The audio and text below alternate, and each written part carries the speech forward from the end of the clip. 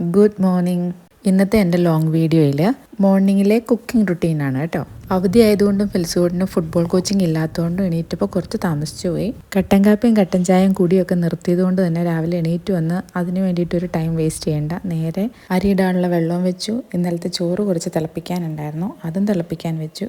അപ്പോൾ ഒരു ബർണർ ബാക്കിയുള്ളതുകൊണ്ട് അതിലേക്ക് വൻപയർ വേവിക്കാനായിട്ട് വെച്ചു. അപ്പോൾ ബർണറിലെല്ലാം സെറ്റായി. ഇനി ഒന്ന് റൗണ്ട് ചെയ്തിട്ട് വരാം. അത് രാവിലെ വീടിൻ്റെ പുറകിൽ നിന്ന് തട്ടുമുട്ടൊക്കെ കേട്ടായിരുന്നു. അപ്പോൾ എന്താണെന്ന് നോക്കാൻ ചെന്നപ്പോഴാണ് കുറച്ച് നാൾ മുമ്പ് നമ്മളതിൻ്റെ ഓണറോട് അതിലിടിഞ്ഞു പൊളിഞ്ഞു വീഴാറായി വിവരം പറഞ്ഞിട്ടുണ്ടായിരുന്നു. അതവർ മഴയ്ക്ക് മുമ്പ് ചെയ്യാമെന്ന് പറഞ്ഞിരുന്നു. അപ്പോൾ മഴ തുടങ്ങാറായല്ലോ, ജൂൺ മാസം ആകാറായി. അപ്പോൾ അതുകൊണ്ട് അവരത് ചെയ്യാനായിട്ട് വന്ന അതിൻ്റെ തട്ടും ബഹളമാണ് കേൾക്കുന്നത്. ഉച്ചക്കത്തേക്ക് കറി വെക്കാനുള്ള മീൻ എടുത്ത് വെളിയിൽ വെച്ചു.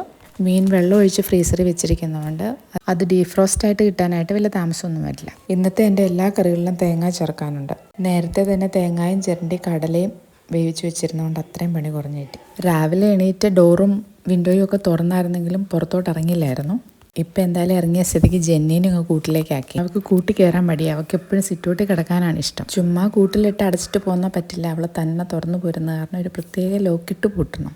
അങ്ങനെ അവളെ പൂട്ടി അവൾക്ക് ഇത്തിരി വെള്ളമൊക്കെ ഒഴിച്ചു കൊടുക്കാം. ഇനി ഞാൻ തിരക്കായി കഴിഞ്ഞ് കഴിഞ്ഞാൽ ചിലപ്പോൾ വെള്ളമൊക്കെ ഒഴിച്ചു കൊടുക്കാൻ മറന്നു. ഓസ് അപ്പറേ കിടപ്പുണ്ട് കേട്ടോ. ആ ഓസ് വലിച്ചുകൊണ്ട് വരാനുള്ള മടി കൊണ്ട് ചെടിക്കൊക്കെ വെള്ളം ഒഴിക്കുന്ന ക്യാനുണ്ടല്ലോ, ആ ക്യാൻ വെച്ചിട്ടാണ് ജിന്നയുടെ പാത്രത്തിലേക്ക് വെള്ളം ഒഴിച്ചു കൊടുക്കണേ.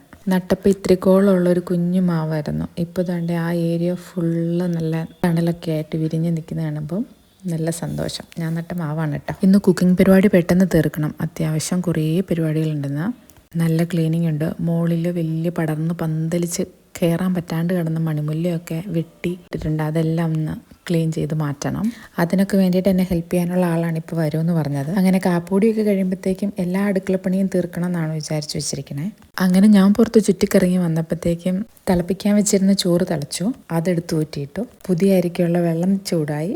അപ്പോൾ അടുത്ത അരി ഇടാനുള്ള പരിപാടിയിലാണ്. ഈ അരി എഴുകുന്ന പാത്രം മസ്റ്റ് ട്രൈ ആണ് കേട്ടോ. അടിപൊളി പാത്രമാണ്. ഇവിടെ എൻ്റെ ചേച്ചി വന്നു കഴിഞ്ഞപ്പോഴാണെങ്കിലും ചേച്ചിക്ക് ഒരെണ്ണം വാങ്ങണമെന്ന് പറയുന്നത് കേട്ടു. 200 ml ഗ്ലാസ് ഉണ്ടല്ലോ, ആ ഗ്ലാസ്സിൽ 4 ഗ്ലാസ് വരെയൊക്കെ അതിനകത്ത് കഴുകാൻ പറ്റും.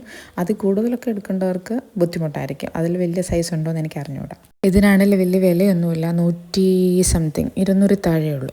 അരി മാത്രമല്ല കേട്ടോ, വെജിറ്റബിളൊക്കെ വാഷ് ചെയ്യാൻ പറ്റും. ഞാൻ കഴിഞ്ഞ ദിവസം ചിക്കൻ തോരാനായിട്ട് കഴുകിയെടുത്തിട്ട് വെള്ളം പോകാനായിട്ട് വയ്ക്കുമല്ലോ, അങ്ങനെ വെച്ചിട്ടുണ്ടായിരുന്നു. വാഷ് ചെയ്യുകയും ചെയ്യാം, സ്ട്രെയിനറായിട്ട് നമുക്ക് യൂസ് ചെയ്യാം.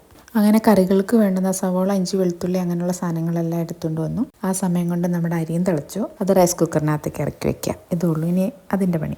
ആ സമയം കൊണ്ട് വൻപയർ ഇരുന്ന് വെന്ത് കേട്ടോ. നന്നായിട്ട് വേവിച്ചില്ല. ഇനി അതിൻ്റെ കൂടെ ബീറ്റ്റൂട്ടും കൂടി ഇട്ട് ഒന്നുകൂടെ വേവിക്കണം. അപ്പോൾ ബാക്കി വേവും കൂടെ ഓക്കെ ആവും. തലേദിവസം വെള്ളത്തിലിട്ട് വെച്ചിരുന്നതാണ്. ഞാൻ മിക്കവാറും കുക്കറിലിട്ട് അടിക്കുമ്പം അത് ഒറ്റ വിസിലടിച്ചുള്ളെങ്കിലും അത് അളിഞ്ഞു പോകാറുണ്ട്. ബീറ്റ്റൂട്ട് സെപ്പറേറ്റ് വേവിച്ച് പയറിലേക്ക് ആഡ് ചെയ്യുന്നവരും ഉണ്ട്. എന്നായാലും ജോയിൻ്റ് ആവാനുള്ളതാണ്. അപ്പോൾ പിന്നെ നമുക്ക് എക്സ്ട്രാ പണി എടുക്കണ്ടല്ലോ, ഒന്നിച്ചങ്ങ് വേവട്ടെ.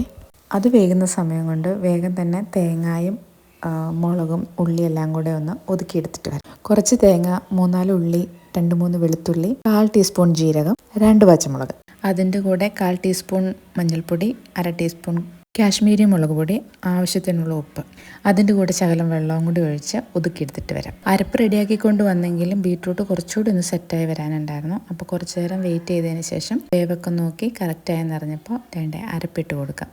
അരപ്പൊക്കെ ഇട്ട് നന്നായി ഒന്ന് മിക്സ് ചെയ്തതിന് ശേഷം അതിനൊന്ന് ആവി കയറണമല്ലോ, അതിന് വേണ്ടിയിട്ട് അവിടെ തട്ടിപ്പൊത്തി വെച്ച് കുറച്ച് നേരം. ആ സമയം കൊണ്ട് ഇനി ബ്രേക്ക്ഫാസ്റ്റ് ഉണ്ടാക്കണം. തലേദിവസം കറണ്ടിൻ്റെ പ്രശ്നം ഉണ്ടായിരുന്നതുകൊണ്ട് തന്നെ മാവിനൊന്നും അരയ്ക്കാൻ പറ്റില്ല.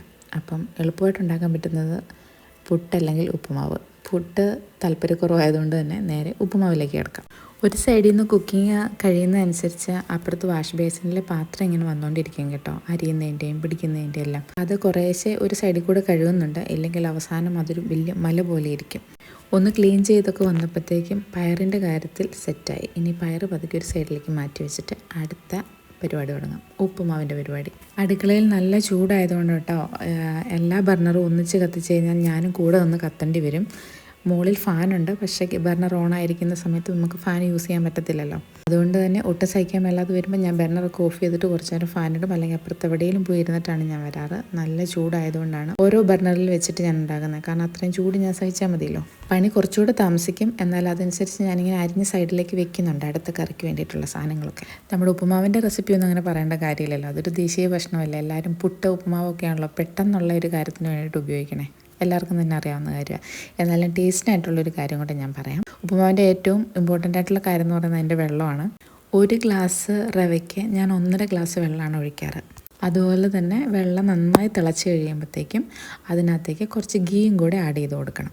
അപ്പോൾ അതിൻ്റെ റവ നല്ല സോഫ്റ്റായിട്ട് വരും. ഞാൻ എപ്പോൾ ഉപ്പുമാവിൻ്റെ കാര്യം പറഞ്ഞാൽ അതിൻ്റെ അടിയിൽ വന്നിട്ട് ഒരു കമൻ്റ് ഇടുന്ന ഒരാളുണ്ട്. അയാൾ ഈ വീഡിയോ കാണുവാണെങ്കിൽ ഉറപ്പായും ഇതിന് കമൻ്റ് ഇടുമെന്ന് ഞാൻ വിചാരിക്കണം. അങ്ങനെ ദേ ടപ്പേ എന്ന് പറഞ്ഞ സമയം കൊണ്ട് ഉപ്പുമാവ് റെഡി ആയിട്ടുണ്ട് കേട്ടോ. ഇനി ഉപ്പുമാവിന് കൊടുക്കാനായിട്ടൊരു കറി വേണമല്ലോ. ഉപ്പുമാവിൻ്റെ കൂടെ എപ്പോഴും നമ്മൾ പഴം അങ്ങനെയുള്ള കാര്യങ്ങളൊക്കെയാണല്ലോ കഴിക്കാറ്. അപ്പോൾ ഇന്ന് ഉപ്പുമാവിൻ്റെ കൂടെ ഒരു പ്രോട്ടീൻ റിച്ച് ആയിട്ടുള്ള ഫുഡ് തന്നെ എടുക്കാം, വെള്ളക്കടല. അപ്പോൾ ഒന്ന് വെള്ളക്കടല കൊണ്ടൊരു കറിയാണ് ഉണ്ടാക്കാൻ പോകണം. ഒരു പാനിലേക്ക് എണ്ണ ഒഴിച്ച് ചൂടായി കഴിയുമ്പം പട്ട, ഗ്രാമ്പു, ഏലക്ക ഇതൊരു ആവശ്യത്തിന് മാത്രം, ഓവറായ കഴിക്കും. ഒരു 2-3 എണ്ണമൊക്കെ മാക്സിമം ഇടാവുള്ളൂ. പട്ട ഒരു ചെറിയ കഷ്ണം ഇട്ടാൽ മതി. ഒന്ന് വാടി വന്നു കഴിയുമ്പോഴത്തേക്കും നമുക്ക് സവോള, ഇഞ്ചി, വെളുത്തുള്ളി ഇത്രയും സാധനങ്ങൾ ഇട്ട് കൊടുക്കാം. ആ ഒന്ന് വാടി വരുന്ന സമയം കൊണ്ട് ഞാൻ എന്നെ ഒന്ന് തണുപ്പിച്ചെടുക്കട്ടെ.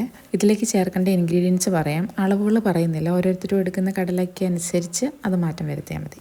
മഞ്ഞൾപ്പൊടി, മല്ലിപ്പൊടി, കാശ്മീരി മുളക് പൊടി, അവസാനം കുറച്ച് പെരിഞ്ജീരകം പൊടിച്ചത്. അത് ഓവറായി പോകരുത്, കഴിക്കും. അതെല്ലാം ചൂടായി വന്നു കഴിയുമ്പോൾ അതിലേക്ക് ചൂടുവെള്ളം ഒഴിച്ചു കൊടുക്കാൻ ശ്രദ്ധിക്കുക.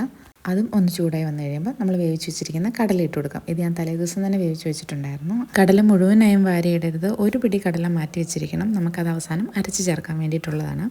അങ്ങനെ ഞാൻ മാറ്റി വെച്ചിരുന്ന കടലയും കൂടെ അതിലേക്ക് ചേർത്ത് കൊടുത്തു. അവസാനം കുറച്ച് തേങ്ങാപ്പാൽപ്പൊടി കലക്കി ഇതിലേക്ക് ആഡ് ചെയ്യണം. അപ്പോൾ ഞാൻ എന്തെന്ന് വെച്ചാൽ മിക്സിയുടെ ജാറിലേക്ക് തന്നെ ഒഴിച്ചിട്ട് അത് മിക്സ് ചെയ്തു. അപ്പോൾ ആ ബാക്കിയുള്ള ഇതും കൂടെ അരപ്പും കൂടെ നമുക്ക് കിട്ടുമല്ലോ.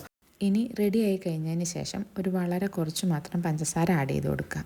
എന്നിട്ട് ഇളക്കി മൂടി വാങ്ങി വെച്ചേക്കുക. ഇനി അടുത്ത പരിപാടി എന്താണെന്ന് വെച്ച് കഴിഞ്ഞാൽ മീൻ തേങ്ങ അരച്ച് കറി വയ്ക്കണം. കിളിമീനാണ്. അതിന് വേണ്ടിയിട്ടുള്ള അരപ്പ് ആദ്യം റെഡിയാക്കി വെക്കണം. കാരണം ഈ സമയങ്ങളിൽ ഇവിടെ കറണ്ട് ഇടയ്ക്ക് പോകാറുണ്ട്. പണി കിട്ടാതിരിക്കാൻ നേരത്തെ തന്നെ അരപ്പങ്ങ് റെഡിയാക്കി വെച്ചേക്കാം. ഒന്നുമില്ല, തേങ്ങയിലേക്ക് കുറച്ച് മഞ്ഞൾപ്പൊടി, കുറച്ച് മുളക് പൊടി, കുറച്ച് മല്ലിപ്പൊടി എല്ലാം കൂടെ നന്നായി നല്ല പേസ്റ്റ് രൂപത്തിൽ അരച്ചെടുക്കണം. ചട്ടി വെക്കുന്നതിന് മുമ്പ് തുടയ്ക്കുന്നതാണ് നല്ലത്. ഇല്ലെങ്കിൽ ഈ ചട്ടിയൊക്കെ ചൂടായിരിക്കുന്ന സമയത്ത് ഇടയ്ക്കൊരു തുടയ്ക്കാൻ പോലുണ്ട് എനിക്ക്. അങ്ങനെ മിക്കവാറും കയ്യും പൊള്ളാറുണ്ട്. അപ്പോൾ അതിന് മുമ്പ് തന്നെ തുടച്ചെടുത്ത് മാറ്റിയിട്ട് ചട്ടി വയ്ക്കാം. എണ്ണ ചൂടായി കഴിയുമ്പം അതിലേക്ക് കടുക്, ഉലുവ ഇട്ട് നന്നായിട്ട് പൊട്ടിക്കണം. അതിനുശേഷം ഉള്ളിയാണ് ഇവിടെ ആഡ് ചെയ്യുന്നത്. കുറച്ച് ഉള്ളി, ഇഞ്ചി, വെളുത്തുള്ളി, പച്ചമുളക് ഇതെല്ലാം നന്നായി ഒന്ന് വാടി വന്നു കഴിയുമ്പോഴത്തേക്കും അതിൻ്റെ പച്ചമണം എല്ലാം പോകണം. അതിനുശേഷം ഇതിലേക്ക് നമുക്ക് കുറച്ച് ഉപ്പും കരിവേപ്പിലയും കൂടെ ആഡ് ചെയ്ത് കൊടുക്കാം. അതെല്ലാം കഴിഞ്ഞിട്ട് ഇതിലേക്ക് അരപ്പ് ചേർത്ത് കൊടുക്കാം. അരപ്പ് ചേർത്ത് അതിൻ്റെ ആ ഒരു പച്ചമണം മാറാൻ വേണ്ടിയിട്ട് 3-4 മിനിറ്റ് ഒന്ന് നന്നായിട്ട് ഇളക്കി കൊടുക്കണം. ഇലുമ്പം പുളി ഇട്ടിട്ട് പിന്നെ വേവിക്കാനൊന്നും ഞാൻ നിന്നില്ല. അതിൻ്റെ ഒപ്പം തന്നെ ഞാൻ മീനും കൂടി ഇട്ട് കൊടുക്കുകയാണ് ചെയ്തത്. പൊടിയാതെ മീൻ ഇട്ട് കൊടുക്കുക. വെള്ളം കുറവാണെന്ന് തോന്നിയാൽ മാത്രം കുറച്ച് വെള്ളം കൊണ്ട് ഒഴിച്ചു കൊടുക്കുക. എന്തായാലും ഫ്രീസറിലൊക്കെ ഇരുന്ന മീനല്ലേ, അപ്പോൾ കുറച്ച് മീനിനകത്തുനിന്ന് വെള്ളം വരും. ഇൻ കേസ് കുറച്ച് വെള്ളം കൂടി പോയെന്ന് തോന്നുവാണെങ്കിൽ ലാസ്റ്റ് ആകുമ്പോഴത്തേക്കും തുറന്നു വെച്ച് വെള്ളം കുറച്ച് വറ്റിച്ചിട്ട്. അതിനിടയ്ക്ക് എനിക്ക് ചേച്ചിയുടെ കോള് വന്നു കേട്ടോ. അതാണ് ഞാൻ ഈ സംസാരിച്ചുകൊണ്ടിരിക്കുന്നത്. മീനൊക്കെ നന്നായി വെന്ത് വന്നു കഴിയുമ്പോഴത്തേക്കും ആവശ്യത്തിന് അതിൻ്റെ ഗ്രേവിയൊക്കെ ആവശ്യത്തിനായെന്ന് തോന്നിയാൽ പിന്നെ വേറൊന്നും ചെയ്യാനില്ല, നല്ല പച്ച വെളിച്ചെണ്ണ ഒഴിച്ചു കൊടുക്കുക.